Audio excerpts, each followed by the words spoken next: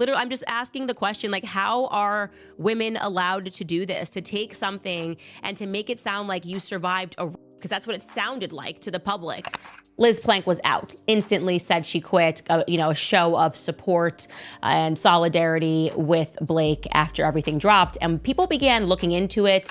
It's the Hollywood drama everyone's talking about. A feud so messy, so shocking, it feels ripped straight out of a soap opera. But this isn't fiction. It's the very real, very public fallout between Blake Lively and Justin Baldoni, and the stakes couldn't be higher. One-time co-stars in what was supposed to be a heartwarming adaptation of It Ends With Us, they've now turned into bitter adversaries in a courtroom battle that's as jaw-dropping as it is career-defining. So, how did two beloved stars wind up embroiled in one of the ugliest Hollywood feuds in recent memory? Buckle up, because this story has everything: power plays, industry betrayals, legal warfare, and even a little help from some A-list dragons. And one of the most significant allegations in Baldoni's lawsuit is that Lively sought to gain control over the editing process of. Let's rewind to the beginning. At first glance, Blake Lively seemed like the perfect choice to bring Lily Bloom, the protagonist of the popular book It Ends With Us, to life on the big screen. She had the charm, the talent, and the star power to make this project a surefire hit. Justin Baldoni, on the other hand, was pulling double duty as both the director and one of the film's leads. Known for his heartfelt work on projects like Jane the Virgin, Baldoni was stepping into a whole new level of Hollywood responsibility with this adaptation. Fans were excited. The project seemed like a match made in heaven. I said that, having read through Blake Lively's complaints, that it was evident to me that she was likely under the influence when she filed her complaints. But then the cracks began to show. Behind the scenes, it didn't take long for tensions to bubble to the surface. According to insiders, things started to go south when Lively, who had been granted an executive producer credit, a title often given more as a courtesy than an actual position of power, began pushing for creative control over the film. She wasn't content to just star in the movie. She wanted to shape it. And not just in small, collaborative ways. Oh no, we're talking full-on rewrites of scenes, costume redesigns, and even hiring her own team of creatives without studio approval. Now you have two sides here, right? So Baldoni says this was all an effort to hijack the film to get her way. Lively claims she was the victim of harassment in a hostile work environment. And here's the kicker. According to reports, Blake hadn't even read the book before stepping into the role. Fans of the original story were quick to point out that her creative decisions seemed wildly out of touch with the source material. What's crazy is she wanted to direct, but didn't even read the book, one fan commented online. Her choices literally contradicted so much of the book, wearing only name brands like Louis Vuitton when her character was a struggling small business owner. It was a move that not only alienated fans, but also reportedly caused major friction on set. Things hit a boiling point when Lively decided to hold an unauthorized screening of an unfinished version of the movie. That's right, without approval from Wayfair Studios or Baldoni. She allegedly took the rough cut of the film and screened it at a literary event, hoping to generate buzz. While it might sound like a bold, gutsy move in Hollywood, this is the equivalent of setting off a fire alarm in the middle of a dinner party. Studios keep a tight grip on early versions of their films, and screenings are carefully coordinated to build hype in just the right way. By going rogue, Lively not only broke protocol, but also handed Baldoni a golden opportunity to turn the tables on her in court. That Justin won't be bullied by Blake Lively and Ryan Reynolds. So his lawyer told us that their recent court filings show how scared they are. And turn the tables he did. Fast forward to today, and Baldoni's team has been relentless in exposing what they claim were Lively's manipulative tactics. In court, they've painted her as someone willing to bend or break the rules to get her way, no matter the cost. According to Baldoni's side, Lively didn't just want to be part of the storytelling process. She wanted to control it entirely, sidelining experienced professionals and insisting on her vision, even when it clashed with the studio's plans. One of the most shocking details to emerge was Lively's alleged attempt to rewrite entire scenes without consulting Baldoni or the original creative team. Not only did she reportedly change key dialogue and character arcs, but she also brought in her own editor to replace the one hired by the studio. These weren't minor tweaks. These were decisions that could fundamentally alter the tone and message of the film. And let's not forget, Baldoni wasn't just the director, he was also starring in the movie. Imagine trying to act in a scene only to find out your co-star had rewritten it the night before without telling you. Talk about awkward. That's it. There he is, creepy Baldoni. Getting close to her, obviously making small chatter not in character so as not to make the scene, which didn't require dialogue, awkward. But Blake didn't stop at rewriting. Reports claim she even assembled her own crew, including a composer and wardrobe designer, effectively sidelining the professionals Baldoni had brought on board. And then there's the infamous incident where she reportedly brought an unedited version of the movie on a hard drive with her during a flight. Why? So she could show it to potential collaborators without studio involvement.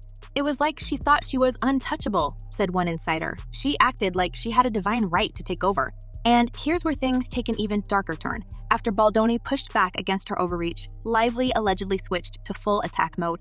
In what Baldoni's legal team describes as a calculated smear campaign, Lively reportedly leaked damaging information to the New York Times, portraying Baldoni as the villain of the story. The timing of the article was suspicious, to say the least. It dropped just as the lawsuit was heating up. Baldoni's team claims this was no coincidence, accusing Lively of trying to manipulate public perception to gain sympathy. Now, I will say, it is also interesting that the defendants in this answer also admit that they sent text messages.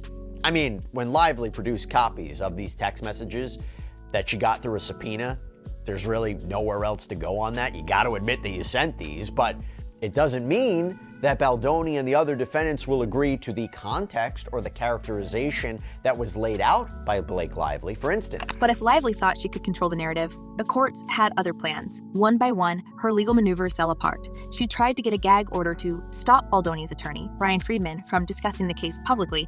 Denied. She attempted to avoid being deposed by Baldoni's team, likely fearing what might come out under oath. Denied again. And to top it all off, the judge refused to limit what Baldoni's lawyers could disclose about the case, giving them free rein to air all the dirty laundry.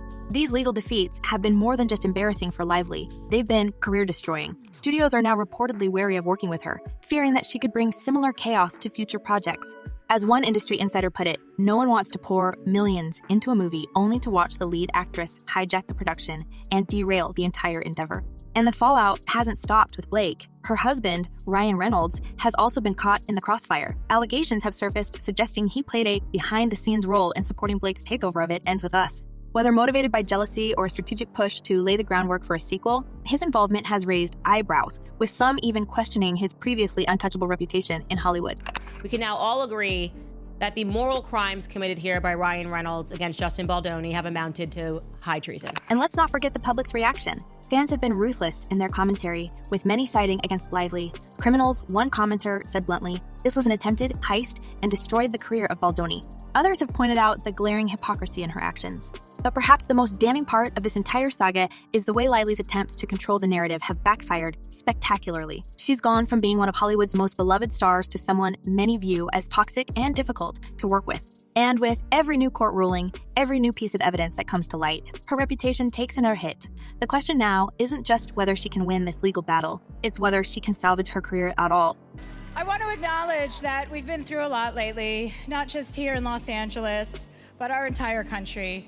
Waking up every day, not knowing what news we are going to hear that will disappoint or horrify us.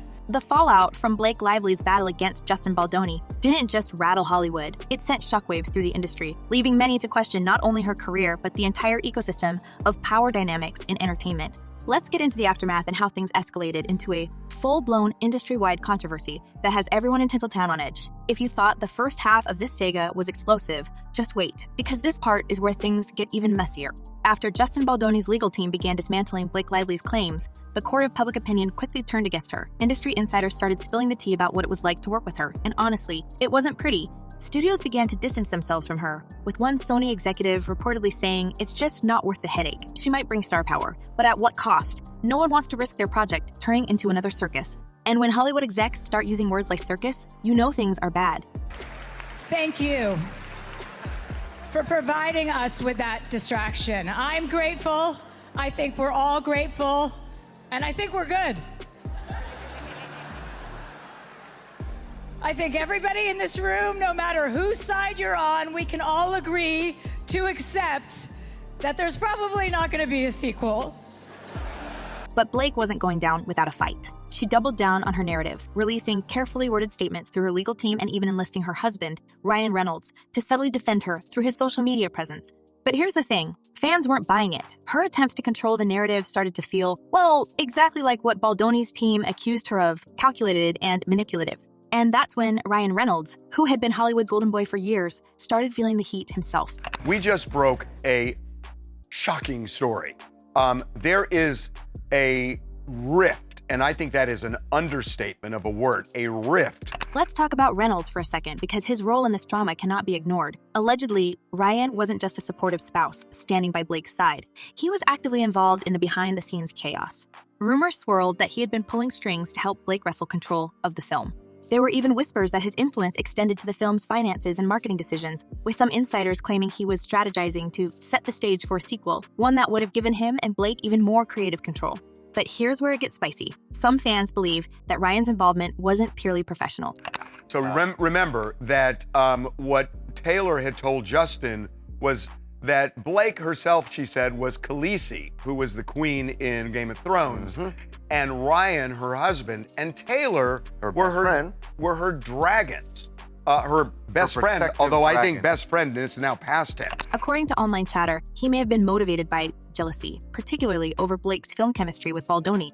One theory making the rounds is that Ryan felt threatened by a dance scene between Blake and Justin in the movie, a scene that allegedly mirrored a romantic moment from Ryan's own past film, Green Lantern, where he and Blake first fell in love. Intentional or not, the parallels between the scenes didn't go unnoticed, and they fueled rumors that Ryan's actions were less about supporting his wife and more about protecting his own ego. And let's not forget about the infamous Dragons text. In a message that has since been dissected by fans and critics alike, Blake referred to Ryan and her good friend Taylor Swift as her dragons, essentially painting them as her protectors who would swoop in to defend her at all costs. The text, which was reportedly sent to Baldoni, read like something out of a fantasy novel, with Blake describing how Ryan and Taylor's creative genius and influence were her secret weapons. But here's the problem. The text didn't come across as empowering. Instead, it reinforced the perception that Blake was using her powerful connections to strong-arm her way through the industry. And if there's one thing Hollywood hates, it's the idea of being manipulated by someone who thinks they're untouchable. Good morning, George. This is a big mess for everyone involved. The legal drama playing out in multiple courts now, literally from coast to coast, and all kinds of people close to these stars, from personal trainers to friends like Taylor Swift, finding their names mentioned as part of this ongoing fight. Speaking of Taylor Swift, her involvement in this whole fiasco has been something of a subplot all on its own. While Taylor hasn't made any public statements about the drama, her name has been dragged into the headlines repeatedly thanks to her close friendship with Blake. Allegedly, Taylor was present during a pivotal meeting at Blake's home, where Baldoni claimed he felt pressured to accept Blake's rewritten scenes. According to Baldoni's legal team, the presence of two megastars, Taylor and Ryan, made it impossible for him to push back without risking his reputation. And honestly, can you blame him?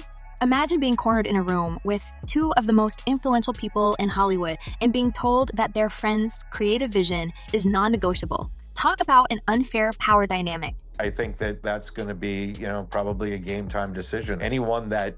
But while Blake, Ryan, and Taylor were busy trying to spin the narrative in their favor, Baldoni's team was hard at work dismantling their claims piece by piece. One of the most damaging blows came when Baldoni released text messages and emails that seemed to contradict Blake's allegations.